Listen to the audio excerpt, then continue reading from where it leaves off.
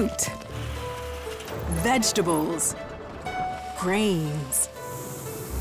Every day, farmers churn out a staggering amount of food. But they couldn't do it without a crucial ally. The element nitrogen.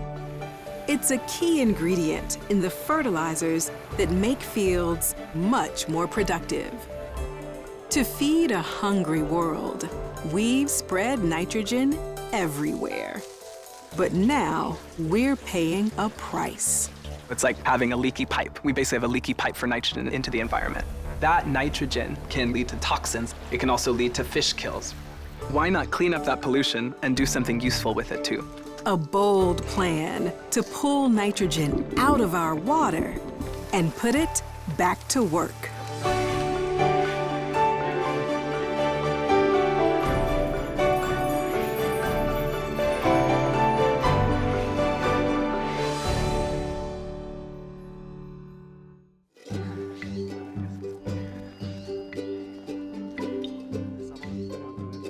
In this California forest near Stanford University, scientists Will Tarpeh and Lucas Dong are searching for something that none of us can see. I'm not gonna look at it.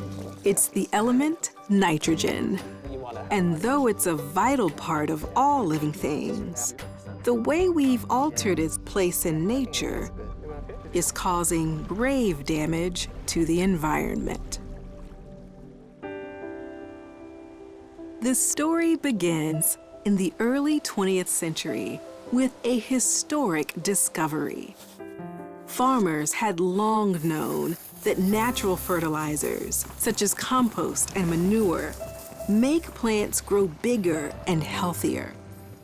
That's because they contain a nitrogen compound called ammonia.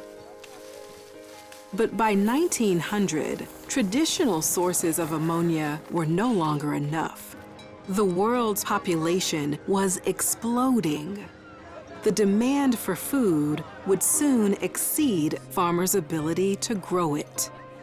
There were fears of global famine. But in 1913, German scientists made a breakthrough. They figured out how to manufacture ammonia fertilizer in huge quantities. This is a wonderful process. It's like chemical engineering's hallmark discovery of the 20th century. It's the most impactful industrial process known to humankind. And that's because ammonia fertilizers have made it possible to produce food on a much bigger scale. So when you think about how do we feed 7.9 billion people, we couldn't do it without ammonia. But why does this seemingly magical compound also have a dark side? The problem stems from a simple fact. Not all of the nitrogen in fertilizers ends up inside plants. An estimated 50% of it, perhaps even more, remains in the environment. Some of it enters the atmosphere in the form of nitrogen gases that contribute to global warming.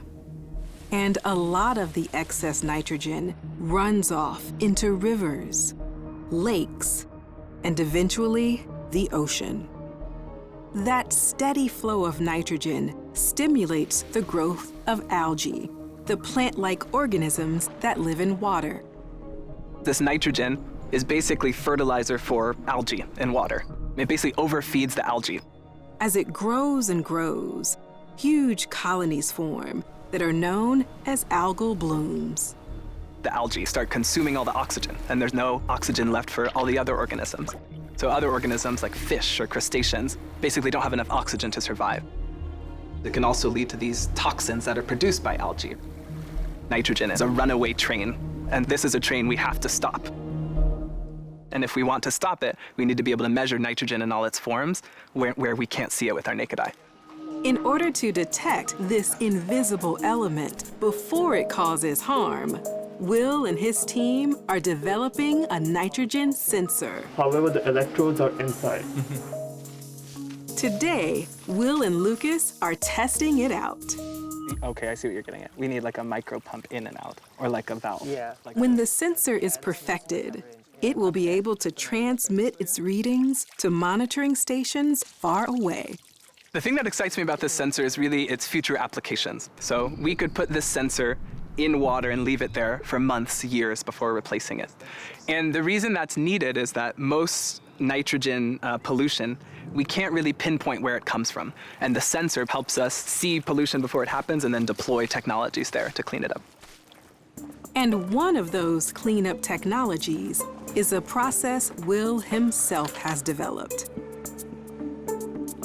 His new technique, which he calls electrochemical stripping, zeroes in on the nitrogen that's in water and then extracts it. Will sees a future where once nitrogen compounds are detected, his stripping technology will capture them. Then they can be reused to make more fertilizer or even ammonia-based cleaners. So in some ways, our job is really simple. It's to identify the context where a compound is causing harm and put that compound in a context where it can be good. Maybe you can chat with Anand about it. I get most inspired when I'm out in the world thinking, what are the biggest problems that I want to see solved by the time I retire? And I want to try to remember the things I think are impossible now. I want to look back and say, oh wow, that's normal now. And I think that's what science can do.